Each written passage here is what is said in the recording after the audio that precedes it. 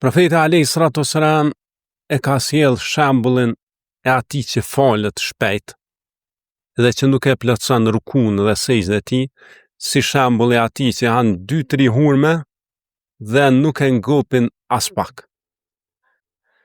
Subhanallah, për këtij shembulli dietarët e kanë nxjerrë që namazi është ushqim i shpirtit. Për arsye që profeti alayhi salatu wassalam këtu pe krahazon namazin me ngrënien e hurme. Vetëm se po thotë që ai i cili nxiton gjatë faljes namazit, pra kur bjen në ruku, nuk qetësohet tamam. Kur bjen sejdë, nuk qetësohet, por s'qepën sikur xheli, ai është sikur dikush që i han 2-3 hurme apo 2-3 kafshata që nuk e ngopin as pak. Për këtë arsye o Rabi Allahut kur ta ushqej shpirtin, ngapi ata.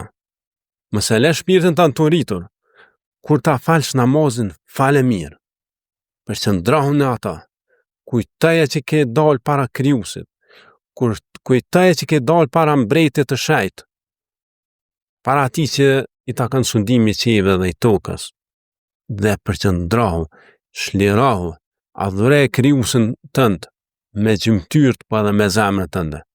Nëse e pran kështu, atëherë ky namaz do të ushqejë ty dhe do ta përmbush nevojat tua shpirtërore dhe kështu do të jesh më i lumtur.